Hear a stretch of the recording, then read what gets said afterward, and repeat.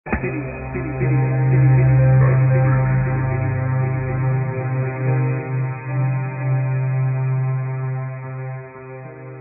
talk to me about 24p. Why is this such a big deal? Of course, I understand traditionally films run at 24 frames a second, so that allows video to simulate film, and if you want to do a film out, you can do it direct.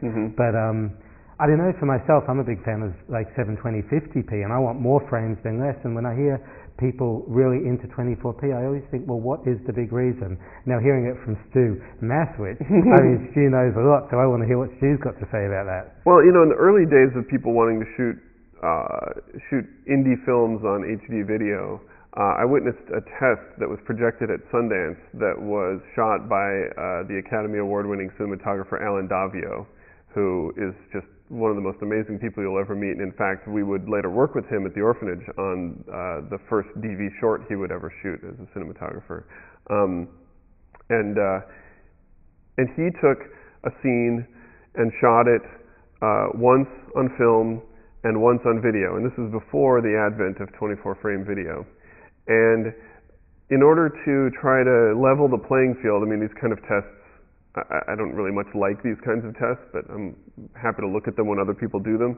They made the choice to color correct the stuff to match, so that on a still frame they're relatively indistinguishable. It was a pretty wide shot, so it wasn't necessarily that one shot had noticeably shallower depth of field than the other. It was just a woman walking through a room. And then, in order to level the playing field, they transferred the the film to video, so they could play it all back on the same screen with the same projector. Really, the only thing that was left was the frame rate.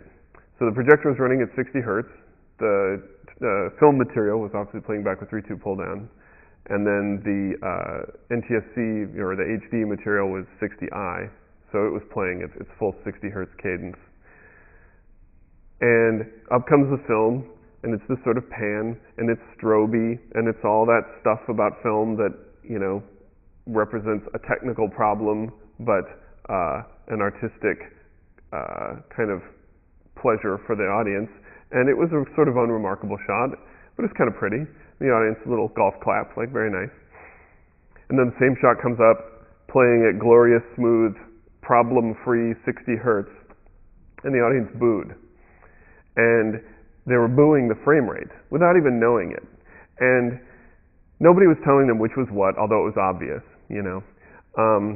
Later on, in a different room, somebody had showed a trailer for a film that they had shot, again on HD, and they showed the trailer on video, and it looked like a soap opera.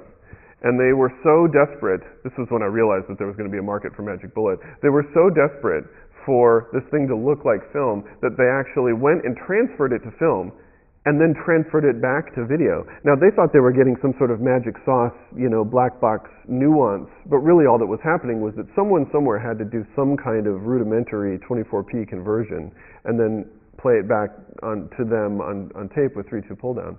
And again, this similar audience in a different room at Sundance was able to see this and say, oh, that looks great, oh my God, you know.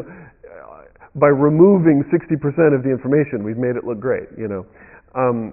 And we would do that same demo at the orphanage when we were showing off Magic Bullet, back when it was a proprietary internal tool. We would show a demo reel playing on DVD of video footage playing at 60 hertz, and then we would show the same thing, the only difference being a little more contrast, little artistic tweaks to the color, and this 24p, and people just, their jaw would drop when they would see the comparison. So, all right, why is that, you know? Certainly, we have this historical association with narrative material being presented at this reduced frame rate.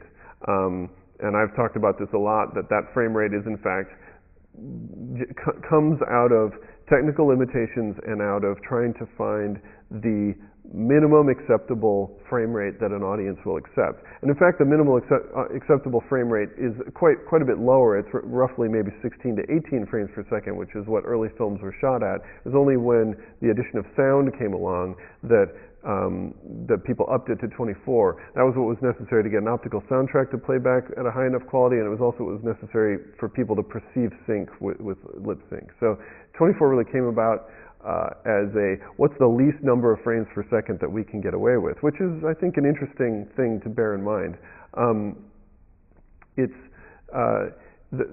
So there's this historical association, but I don't think that is and this is different for different people. In the United States, for instance, we would see narrative always at 24, and we would see the evening news when it started to be shot on Portapac video was coming in at 60 hertz. Live events, 60 hertz. TV commercials, 24p. And even in the early days of music videos, it was a quick discovery that to get the look that people wanted, they were going to shoot on 24 frame film. In the UK, it's much more common for narrative drama to be shot on video and to be shot at 50 hertz. And in fact, you know, I always remember like watching Doctor Who, for example, and being really aware of when they would go inside and it would sort of look like video, and then they'd go outside and suddenly it would look like a movie to my eyes, you know. So the historical association, you know, maybe is a big deal, maybe isn't. But for me, the big deal is that film is not about reality. Narrative filmmaking is about storytelling. And, you know, in storytelling, we can use all the help we can get to enhance that sense of things being sort of larger than life.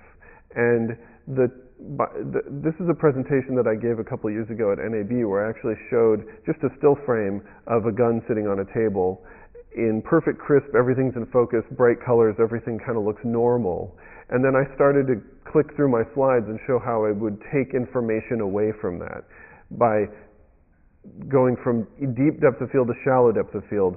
I can focus on just the trigger of the gun, and now I'm starting to tell a story. And then by upping the contrast and blowing out the highlights and crushing the shadows, I'm now also telling more of a story by removing information. And then the last thing I would do is take the chop off the top and bottom and turn it into this wide screen. And I went from a crappy snapshot to a frame of a movie. And I did it all by taking away information. Filmmaking is a process of removing information. When you frame a shot, it's not about what you include, it's about what you don't include. You know, you're focusing the audience's attention on one specific thing, and you're doing that by removing information.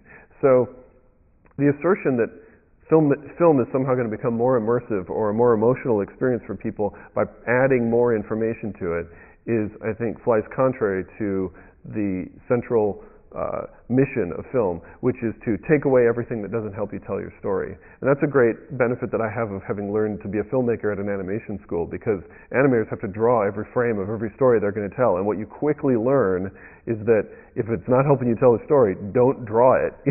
Which is why filmmakers like Tim Burton, you know, who's also a CalArts grad, he makes live action films that are so stylized. It's because he's an animator and he's really good at taking everything out of his frame that isn't help telling the story, and as a result his films are known for their visual precision, you know. So it's a long way winding around to this issue of frame rate. To me, when I see material at 50 or 60 hertz, I'm seeing too much. It looks like an actor standing in a room. It looks like a set. It looks like a day with a bunch of people standing around. And film, by getting away with showing you as little as possible, encourages you, I think, to lean forward and fill in the blanks. So the special part of your head that gets turned on when you see something that makes you have to kind of participate and work for it a little bit. That's a bunch of highfalutin kind of pulled out of my butt philosophy. You don't have to believe it. But that's why I believe 24p maintains this magical feeling. And I know there are plenty of folks out there, even my hero Jim Cameron would love to shoot all his movies at 48 frames per second. I just hope no one that was in that audience at Sundance who booed that 60 frames per second demo are there to watch it, because you know, there may well come a time where we all are perfectly happy to accept silky smooth, pristine reality of 60 frames per second as a narrative filmmaking experience. That's fine with me. I'll still be shooting my films at 24 frames, and at that point it'll be, I guess, what it maybe should be, which is a creative choice as opposed to a technical limitation. I don't look at it as limitation at all. I grew up loving movies, and I go back and watch the movies I grew up watching all the time. I wouldn't change a damn thing about them. I wouldn't, for the life of me. And those infernal TVs that you see that have that 240 hertz motion smoothing stuff, where you can actually take your precious old movies that you grew up watching and make them look like a PBS special, those are death to me. I love the way film looks. There's nothing wrong with it. Brilliant. Love to hear it.